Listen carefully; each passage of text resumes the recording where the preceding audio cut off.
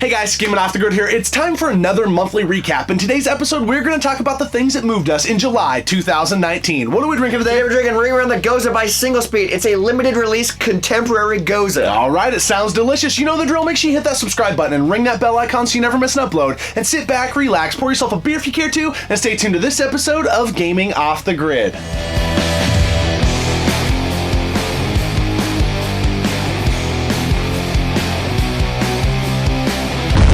What's going on, guys? It is Smash JT, and you are watching one of my all-time favorite channels in all of YouTube, Gaming Off the Grid. Hey fellas, how about you say we get to smashing?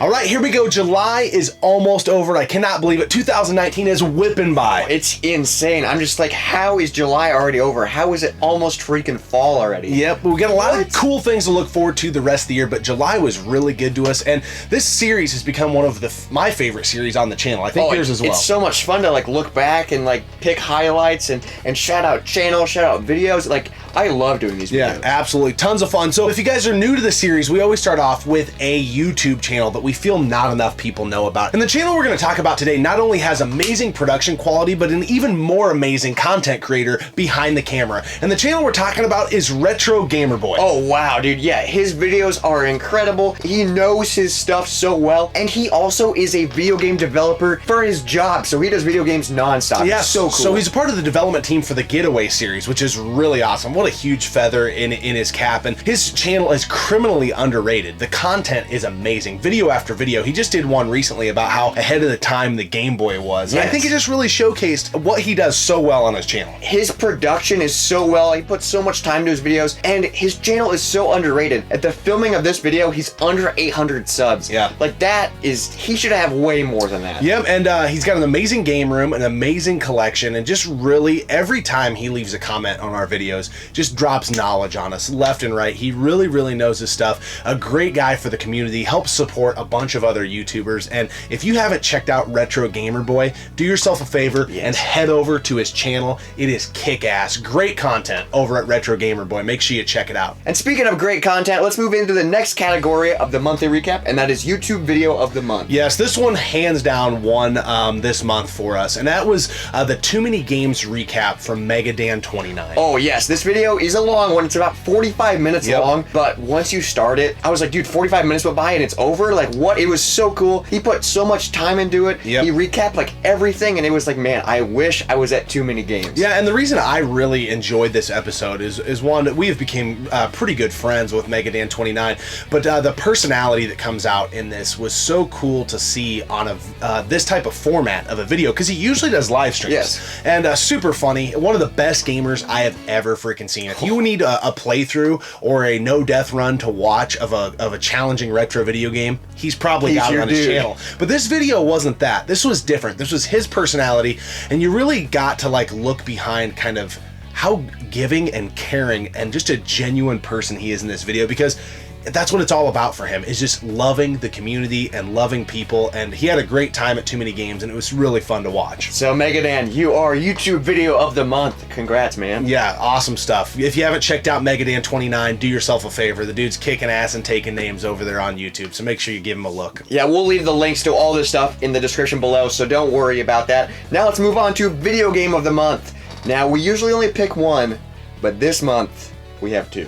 Yeah, so the first one that I want to talk about, we actually live streamed twice back to back. We usually don't do that, but Nex Machina. If anybody has played this run and gun shooter, it is a great co-op game, harder than hell. It kicked the shit out of us. Chewed us out, spit us out. I've never went through so many highs and lows of emotion in a 2-hour span in my entire life. I think it was one of the longest live streams we've ever done too, playing this game, because we were like, no, we can't quit till we beat the boss, till we beat the boss. And it was, man, this game is so much fun. It's so hard, and it's so addicting.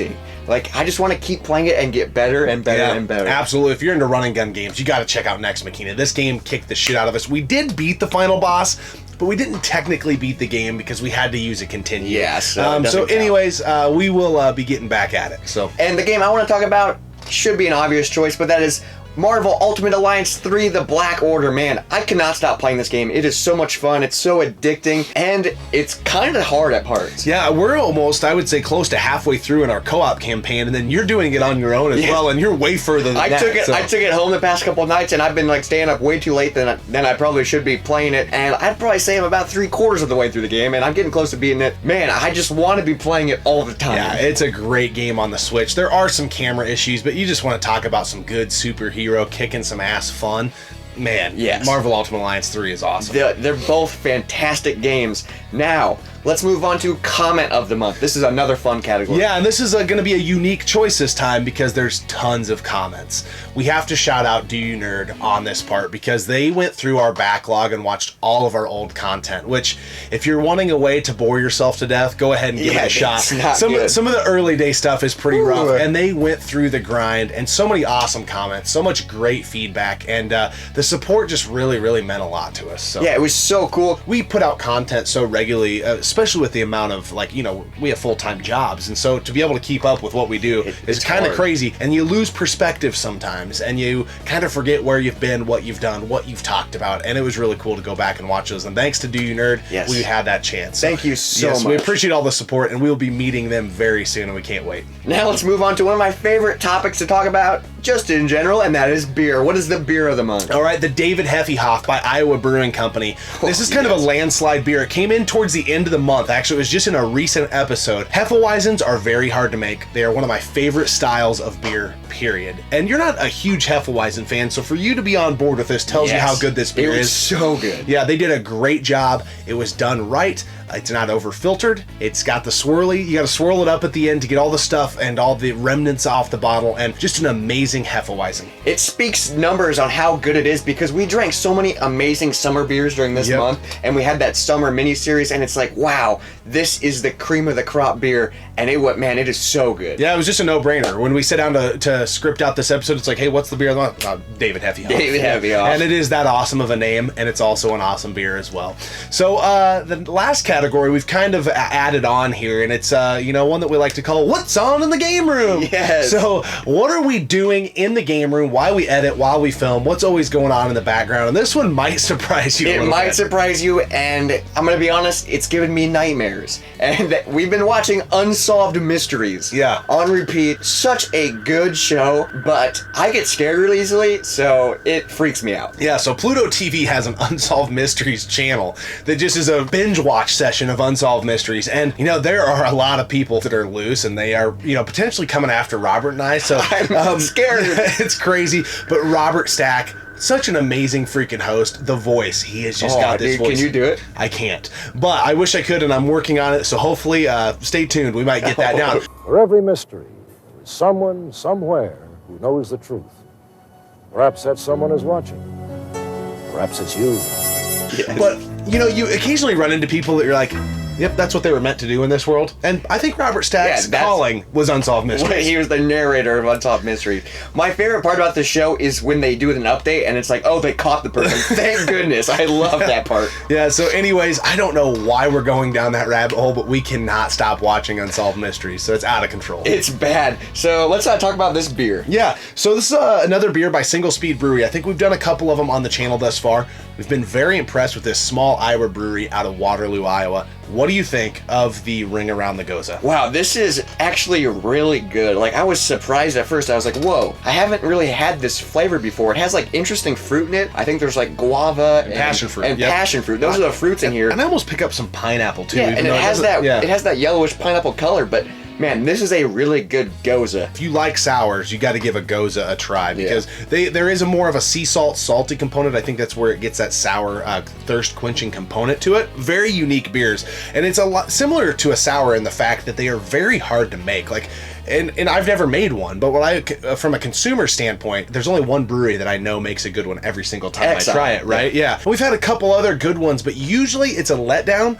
And so to make a Gose that tastes good means that they're on the right track with this beer. Yes, and I think if you are wanting to get into the sour game or the Gose game, maybe start with Goses to introduce your palate into that, and then go on to sours, because it's like not as strong or as attacky as a sour, and it's really refreshing. Yeah, this is a great beer. We've had a couple really really good ones by Single Speed Brewery. They are kicking ass over there, and it's a small town, local brew, at least in our home state. It's a couple hours up the road. So anyways, well done, Single Speed. The Ring Around the Gose is a winner chicken dinner. Now, we're going to add another new category this month for the monthly recap, and that is monthly highlights. Yeah, things that we've done on the channel that we're just kind of proud of. We're like, whoa, that's kind of cool. Yeah. And the one that stands out to me is when we filmed at Flick's Brew House here in Des Moines. That was a lot of fun. That was so cool. I love filming off location. And Flick's Brew House, man, they were so accommodating. They were so friendly. They were so nice to us. Much to our surprise is their beer is actually pretty darn good. Yeah. We both went into it kind of like, We had tried a couple of their flagships and didn't love them, but they actually have some really good, unique beers specific to that location. Yes, and it was so much fun. And a monthly highlight that sticks out to me is we did a July Beer Summer Series this month. So we did 4 extra episodes every Friday where we reviewed a sampler pack, and it was just really fun. It was a lot of fun. It did not perform for shit, but you know what? We had a good time with it, and sometimes that's really all that matters, is if we're laughing and having fun, hopefully the viewers come along with us. And we're drinking new beer. Yeah, so it was all those things are good things. But anyways, July was awesome. Thanks for sticking with us. Thanks for all of your support. It really means a lot to us, and it would also mean the world to us if you would go check out some of the content creators we mentioned in today's episode. We always appreciate you tuning in and subscribing to the channel. Keep gaming, keep drinking, and cheers to an awesome August. We'll see you next time right here on Gaming Off the Grid. Ring around the Gose, pocket full poser, Rosa Parks. Hey guys, Gaming Off the Grid here. It's time for another monthly recap. In today's episode, we're gonna reel in the big fish. Yep. That's how I was taught when I was a boy, dude. It's not my fault. Yeah, it's not my fault. What are we drinking today? Today we're drinking Ring Around the Gose by Single Speed. It's a kid. You probably shouldn't be drinking it, you kid.